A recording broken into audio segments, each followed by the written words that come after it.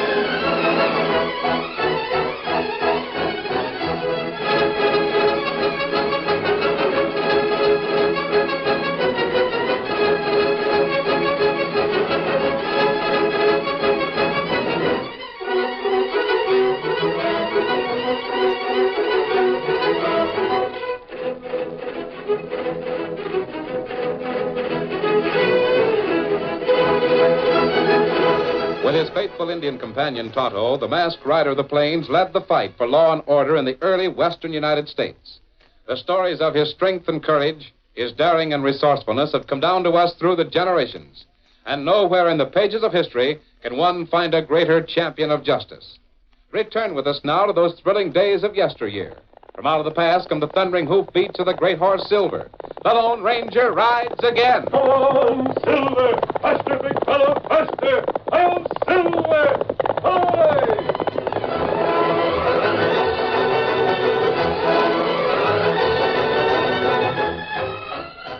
With steady hands and skillful manipulation that bespoke years of experience, Sam Deering tooled his weather-beaten stage around the big bend of Cedar Mountain. The road leveled off at this point. It was an ideal place to pick up lost time. Jerry Parker, the young boy who sat beside Sam in the high boot, turned to the driver expectantly. We'll be late getting into Clinton, Mr. Deering, unless we make it up along here. Hey, don't worry, Jerry. We'll pull in on time. I know, but What you really want is to see these horses line out and run, ain't that it? It's not that so much. I just like to watch the way you handle them. All right, son. I guess we can gain a little time on this level stretch. Where's my whip? Here. How come it's not in the socket where it belongs? Well, I was practicing a little bit with it while you were in the express office back there in Bancroft. Practicing, eh? Still hankering to drive a stagecoach, ain't you, Jerry? I will drive one someday, whenever you'll trust me with it. Well, it ain't that I don't trust you, Jerry. You're not old enough yet. Tooling a 6-horse hitch like this is a man's job. I'm 18, and I've been driving horses ever since I was 10. I can handle this leather almost as good as you, Mr. Deering. Hey, give me that whip. There's a lot more to driving a stage than just being able to pop leather. I know, Now, you watch. Suppose you want to gain some time like we're going to do now. Yeah? Well, the first thing you got to remember is to gather all your lines in your left hand like this. You see? I know. Then the only way those horses are going to know what's on your mind is to send this leather skinning over the tops of the heads. Sure. But you got to be careful and don't touch them. Just pop it, that's all. I can do that. Then at the same time, you tell them about it. Oh. Well, hang on tight and I'll show you. All right. Like this. Chi-yi-yippee! Hey, see what I mean, Jerry? Yeah. All right, boys, that's enough. No need of wearing yourselves out. Golly. Yeah, see what I mean, Jerry? I'm sure I could do it if you Well, give me... time enough of that when you're a little older. You keep out with your job in the stable for a few more years. Tessie says it. Oh, so it's Tessie who's behind you on to tool a stage. No, it's my idea as much as hers. Well, listen, son. Tessie's my own daughter. But she's just like all the other women in the world. They always want to tell men folks what to do. You see, Mr. Deering, I figure if I was a real leather popper instead of just a stable boy, I'd be making some money. And then maybe Tessie and I know what you mean, son, and I have no objections, but you're too anxious. Wait a few years. Gee, Mr. Deering. What's the matter? Up there on that slope. I thought I saw an engine dodge behind a rock. Why, shucks, there ain't no engines around this part of the... No. Mr. Deering. I've been shot, Jerry. You grab these lines and a whip. It must have been that engine. Drive. Get to Clinton as quick as you can. Yes, sir. Get up there!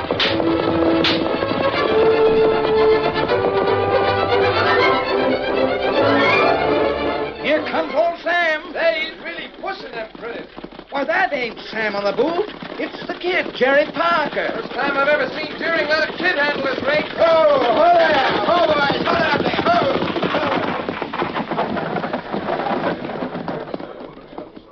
Where's Tessie? Tessie Deering. I'm so glad to see you driving, Jerry. I didn't think Dad would... Dad? What's wrong? He's hurt, Tessie. Hurt? Shot. An Injun sniped him, just this side of Cedar Mountain. Oh, Dad. Here. Somebody help me lift him down. Yeah, sure. Grab his feet. I'll take him under the arms. Now, easy does it. Somebody get a doctor. I just saw Doc Hawkins go down the street. I'll fetch him. Now, carry him over to the house, Tessie. Of course. Oh, hurry, Jerry, please.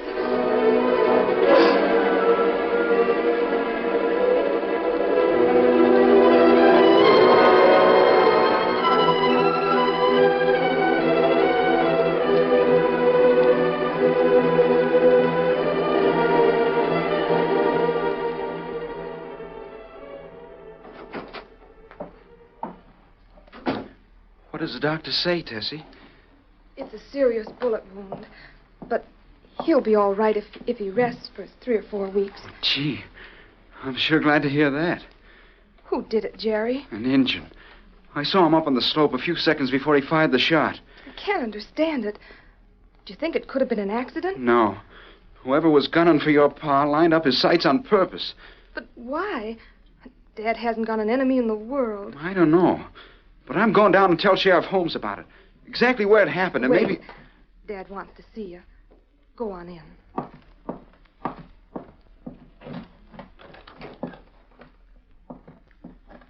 Hey, Jerry. Are you feeling any better, Mr. Deering? Oh, a little bit. Doc Hawkins took a slug out of my chest. Take more than one of them to kill an old codger like me. That Injun. I'm going down to the sheriff's office and tell him about Oh, it. you don't think the redskin's still perched up on the mountain with a rifle in his hand, do you? No, but... Let Tessie talk to the sheriff. You've got a more important job to do. You mean... Somebody's got to take the stage out into 10 Tree. Gee. You're really going to let me take her in, Mr. Deering? Think you can handle it? Sure. I mean, I'll do my best. You're really not old enough to be popping leather, Jerry. There ain't another driver in town. I can do it. You've got to, son. If our stage ain't in 10 Tree tonight to pick up half the mail, we lose our share of the government contract. I know. If it ain't delivered back in Bancroft by tomorrow afternoon, Ken Ordway will get the whole franchise. I can beat Ordway. Pinch Folsom's driving for him, and I know I can handle a team as good as Pinch can. Ordway's got a newer rig. And extra horses if he needs them. Ours are just as good. Maybe. What I want you to remember is this. There's a heap more to tooling a stage than just popping buckskin. Ease a team on the hills. Don't be afraid to use the brake. I'll remember. I hope so, Jerry. Every chip I've got's on you. Now get out of here and go to work. You're not a stable boy anymore. You're the Deering Stage Line's one and only leather popper. Gee. Now get. Yes, sir.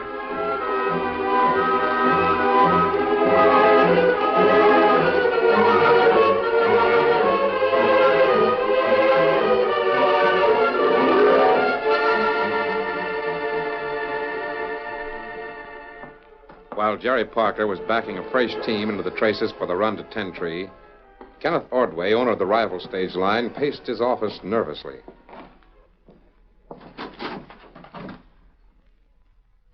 Pinch, where have you been?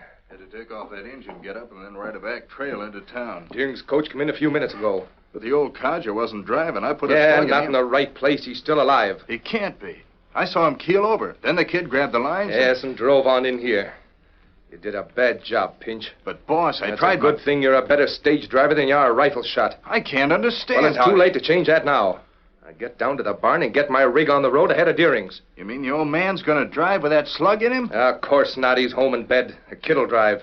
Why, he ain't have a tool to stage in his life. So much the better for us. Well, I could beat him to 10 Tree and back to Bancroft with both hands tied behind my back. Yeah, that must have been the way you triggered that rifle today. With both hands tied behind your back. Oh, listen, boss. Shut up. Now get out of here and get on the road ahead of that Parker boy. You understand? Sure. I don't care how you do it. But I don't want the Deering stage to get to 10-3 or to get back. Don't worry. I'll take care of it this time. For sure? For sure.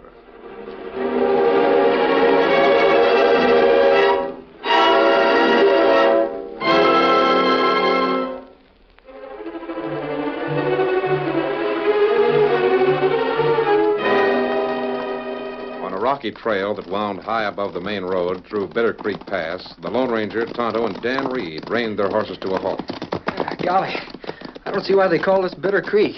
Haven't seen a drop of water since we rode into the canyon. This is the dry season, Dan. Most of the streams have dried up. Some of them have disappeared entirely. It seems funny to be riding along Bitter Creek Pass and not see any water. Maybe on Flora Canyon Creek flow enough for horses to get drink. It's a good idea, Tonto. Come on, Silver. Get him up, Scout. All right, Victor.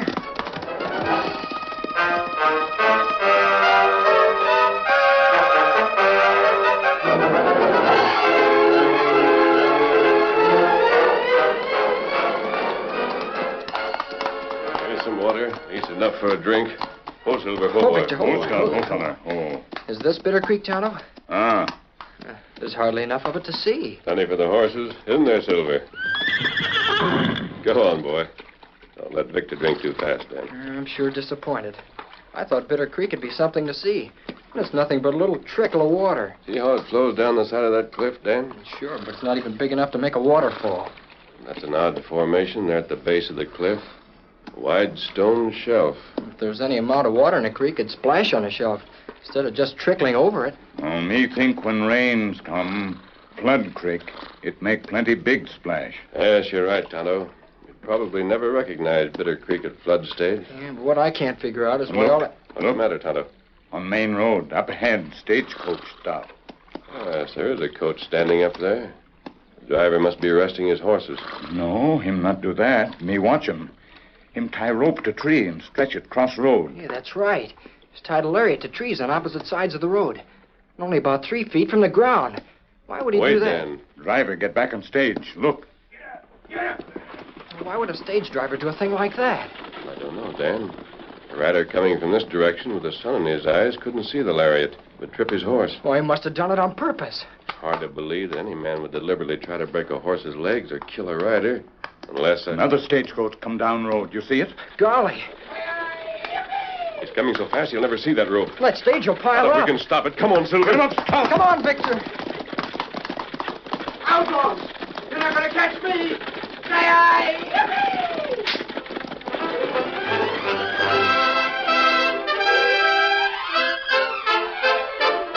The curtain falls on the first act of our Lone Ranger story.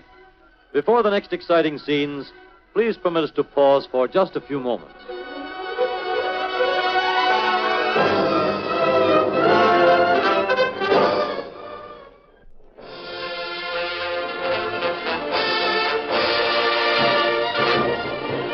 Now, to continue our story. As he rode abreast of the racing 6-horse team and the careening stagecoach, the Lone Ranger realized he'd have to act quickly to save them from certain disaster. He shouted to Tonto and Dan. Tonto, try to reach the bridle of the lead team. Get him up, Scout. Dan, stay behind Tonto. Sure. Try to get up on the boot if this boy... I haven't got a gun, but no outlaw's going to pull this stage down without a fight. Wait, pull up. There's a trap on the road ahead. You won't get me. Closer, Silver, closer. Now, steady, boy, while I... You think that There's a rope across the road. You'll pile up unless you stop now. Let go of me. Give me those lines. Ho, ho, ride that brake. I won't. I said ride it. Ho, boy, back. Ho, ho, ho, back up. Ho. Golly. Steady. We're almost on top of the rope. There. Can you see what he's talking about? A lariat stretched taut across the road. You put it there to wreck me. You think we would have ridden this hard to warn you if we wanted to wreck the coach? No, but you're masked. And that means outlaws. No, we're not outlaws. Use your pocket knife, Dan. Cut that lariat. Sure. And who strung the rope across there if you didn't? The driver of another stagecoach. He passed here just a few minutes ago. Stagecoach? Was it a Concord like this one, or a Fisher? A Fisher. You tell by the way the wheel set out from the springs. Fisher? Then it was Ordway's coach. And Pinch Folsom must have been driving it. Who's Ordway and Pinch Folsom? Owner and driver of the other stage line between 10-3 Clinton and Bancroft. Is there any reason why they should try to kill you and your team? Nothing, Except with Mr. Deering sick and me out of the way, Ordway would get all the government mail contract instead of half of it. I see. How many other drivers work for Mr. Deering? None. I'm the only leather popper he's got. Evidently, Mr. Ordway is anxious for him to lose you. I guess so. If you're carrying government mail, you ought to have a guard ride with you on the coach. We can't afford it. I used to ride with Mr. Deering, besides take care of the horses in the stable. Now, what's your name, son? Jerry. Jerry Parker. Well, Jerry, you've just hired a guard. Hired a... What do you mean? Otto. He'll ride with you into Ten Tree and back to Clinton. Gee, that'd be swell, but... But what? I don't own this stage, and Mr. Deering hasn't enough money to pay anybody to... Forget about the pay. We'll all be well paid if we can find some way to trap the men who tried to murder you. Climb up on the boot with Jerry, Tonto. Let me do it. What do you mean, trap them? How can we do that? I don't know yet. We'll have to see what happens. Gosh, I don't... You're carrying mail on the return trip, aren't you? I pick it up at the post office in Ten Tree. Good. All right, Jerry. You said you were a leather popper. Let me see you do it. Just watch me. All right, boys. Straighten out there. Get up. Tie-eye. Yippee! You sure can handle that team. Yes, you're right, Dan. He's a natural-born stage driver. Well, what are we going to do now? Take a shortcut into Ten Tree. What if we do a scout? He'll follow us. Come on, Silver. Get up, Victor.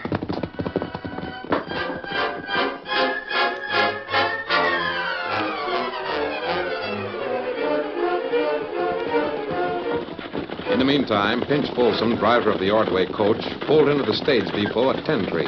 Whoa! Whoa there, you critter! Whoa! Whoa there! Whoa! Whoa! Hello, Shorty. Hey, you must have been prodding them critters. They're really blowed. Yeah, hitch up a fresh team. I got line out of here as soon as I pick up the mail pouch. Yeah, somebody waiting to see you. Yeah? Who? Your boss, Mr. Ordway. Ordway. How'd he get up here? Rode a saddle horse. Leastwise, that's the way he come into town. Well, I left him in Clinton. He must have taken a shortcut trail over the ridge. Yeah, better go on in and talk to him. He ain't in a very good mood. Yeah.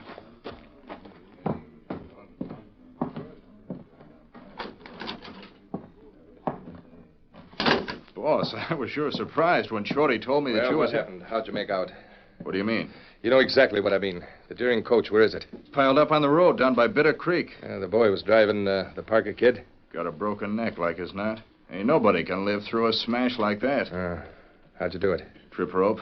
Strung it across the road about 3 feet from the ground. Used my best leather lariat, strong as steel. Did you see the accident happen?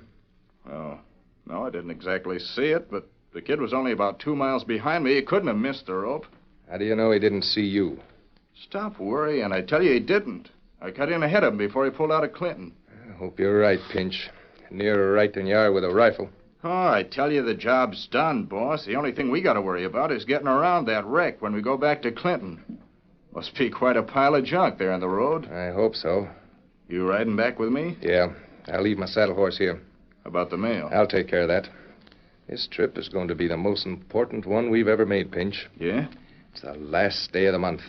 And if Deering's coach don't carry any mail, I'll get the whole contract. Deering's coach carrying mail. That's a good one. How can he carry mail if he's piled up the... What's that? Must be one of the boys tooling the wagon. That's no wagon. It's a coach and a 6-horse hitch. Oh, boys, hold it up. And look who's popping leather. Sam Deering's stable boy.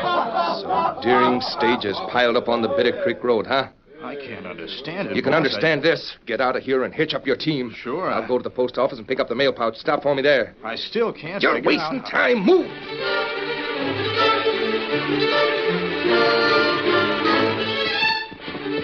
Oh, boy. Oh, Victor. Oh. What did you find out, Dan? Gee, there sure is a lot of commotion in town. Everybody's excited about the race. Yes, I know. Did you follow Ordway? Yeah, I was right behind him when he went to the post office. There's only one bag of mail, so he's going to carry it, not Jerry. I thought the government contract was evenly divided. Yeah, it is. But when there's only one bag, the first coach going out takes it. I see. Ordway and Pinch Folsom were leaving right away. They have a fresh team of horses. Well, that's too bad. Yeah, but Jerry's going to try to beat him to Clinton, so he'll be the first one to pick up the mail there. He won't stand much of a chance unless... Unless what? I'm going to write a letter, Dan. I want you to mail it here at the post office in Ten Tree after Ordway's coach has left town. You understand? Sure. But then what are we going to do? Follow Jerry and Tonto. We may be able to help. I'll wait just a minute and I'll write that letter.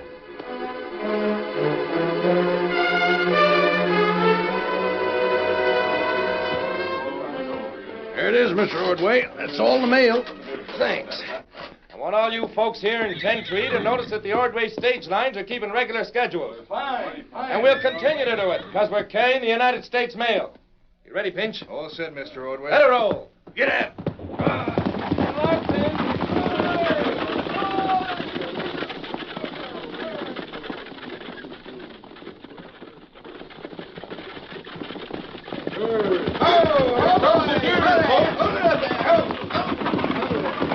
Ain't much sense you making a run as a kid. Why not? Well, Ordway's out ahead. You can't beat him. Besides, he's got the mailbag. If I get into Clinton first, there might be more mail there. Oh, you haven't got a chance.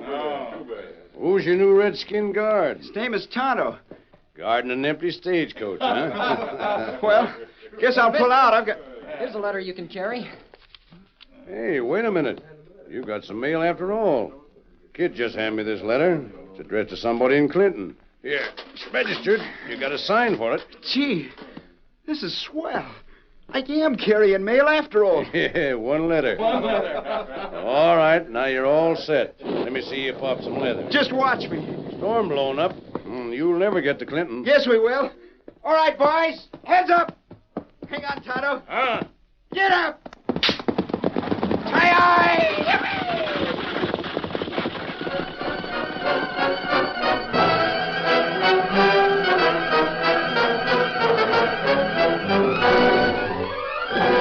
Jerry Parker had been over the route from 10 Tree to Clinton many times, and he knew what the storm threat meant. Stinging rain beat the faces of both him and the stoical Indian who sat beside him.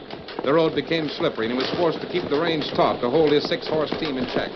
In a heavy downpour, there was no sign of the Ordway coach on the road ahead. Finally, he swung down Bitter Creek Pass and reached the floor of the canyon a few moments later. There, he met a new and even greater hazard. The creek was at flood stage. Ho, ho, boys. Ho there. Bitter Creek's flooded. Look at it. Getting deeper every minute. Oh, it's plenty bad. Not a chance in a million of fording it now. Must have happened within the last few minutes. Ordway's not here. Guess he got across. Gee, he's beat me after all. You wait.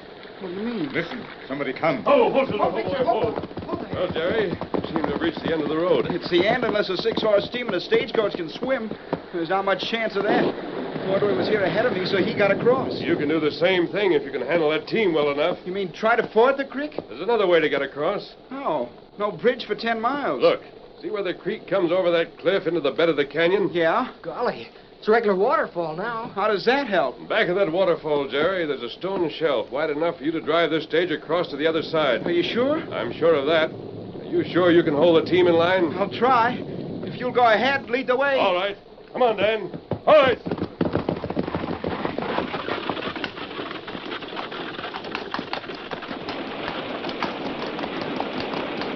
That's the way, Jerry. Come straight ahead.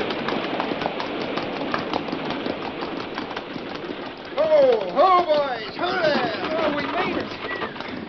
There was a couple of times when I didn't think we would. You did a fine job, Jerry. I've seen a lot of stage drivers. Gee, thanks. You still have to get to Clinton. Golly, I almost forgot. The rain's slackening up now. You won't have any trouble.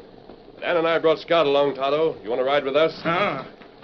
Here, Scout. Aren't the three of you coming into Clinton with me? We'll be right behind you. Ready, Tonto? Be ready. Now, don't forget, Jerry. You have a registered letter to deliver when you get to Clinton. How'd you know about it? Come on, Silver. Get up. Come. Come on, Victor.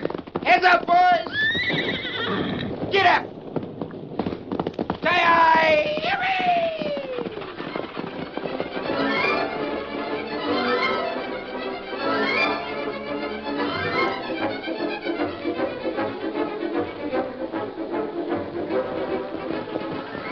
Ho there. Jerry, Dad and I have been so worried. We were afraid the storm had... I got through it all right. Where's the Ordway coach? Is it going on to Bancroft? Why, didn't you know? What? A man rode in on horseback just a few minutes ago. Mr. Ordway and his coach are stuck up to the hubs. They tried to ford Bitter Creek. Stuck? Golly, that means I'm here first. Of course. Did you bring the mail? No. Ordway had that. He left 10-3 first. Oh, if you aren't carrying the mail, the government contract says that Dad's coach must be carrying United States mail. Wait a minute. I almost forgot. I've got a registered letter right here in my pocket. Oh, that's wonderful. As soon as that's delivered, we'll... Why, Jerry, look. What do you mean? It's addressed to you. Gee, I never noticed that before. I put it into my pocket so Who's quick. it from? I don't know. Just a minute. Well, I'll be... Golly. What is it? Listen to this. Dear Jerry, there are plenty of ways to beat men who try to cheat you. The fact that you carried this letter from 10-3 will keep Mr. Deering's contract with the government. I'm glad I've known you, Jerry. I think you're one of the best leather poppers who ever drove a team. Gee, Tessie, if he thinks I'm a real leather popper, then I am one. Who are you talking about? The man who wrote this letter. The Lone Ranger. Oh, Silver! Away!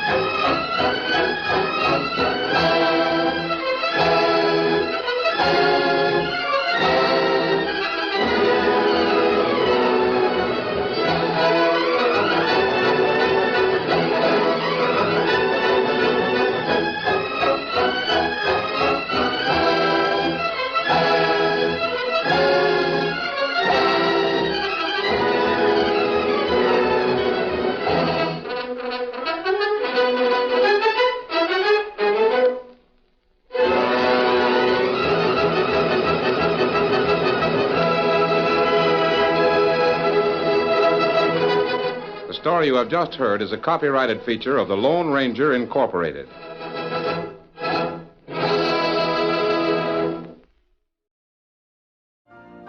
You've been listening to the OTR Gold Network. Find more classic radio at otrgold.com.